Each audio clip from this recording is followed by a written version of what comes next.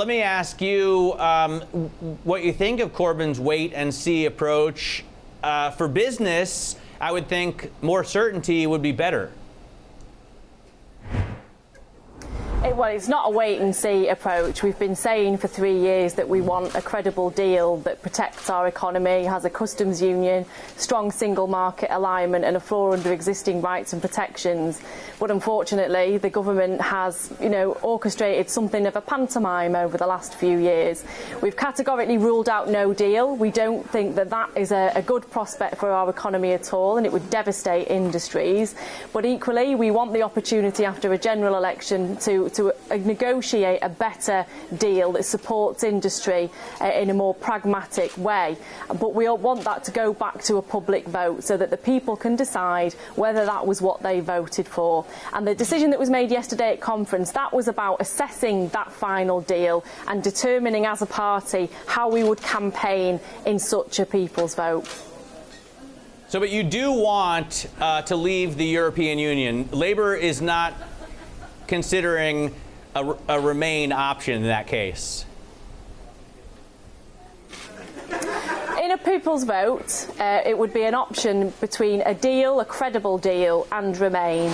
And the discussion that we'll have in our party at the time that we have a special one-day conference when our deal comes back from the European Union will be to either campaign for Remain or campaign for the deal that we've negotiated. And we'll have to assess that at the time. It could be 70% of what we've asked for. It could be 50% well, that's of why what we say wait and see. Or it could be 100% of what we've asked for.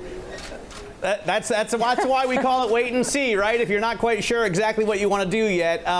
Let me ask you, in terms of business, which would be the better option? Would it be better for UK businesses to remain? Would it be better to get the kind of deal that you might want? Which would be the better option for business? Well, I don't think we can roll back the clock. I think it would have been better for business to remain, but unfortunately that wasn't the outcome of the first referendum.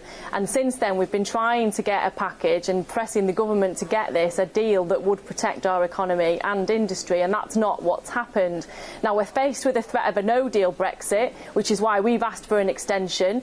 Businesses don't want further uncertainty, and I completely understand that, because investment's stagnating at the moment and industries are looking at the various options that they've got, which include reshoring to more secure markets.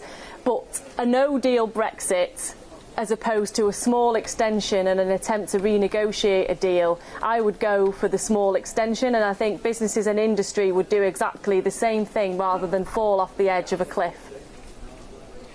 When we talk to business leaders or when we talk to market participants, they are often concerned that Labour wants to nationalize a lot of privately owned companies. How do you answer that concern?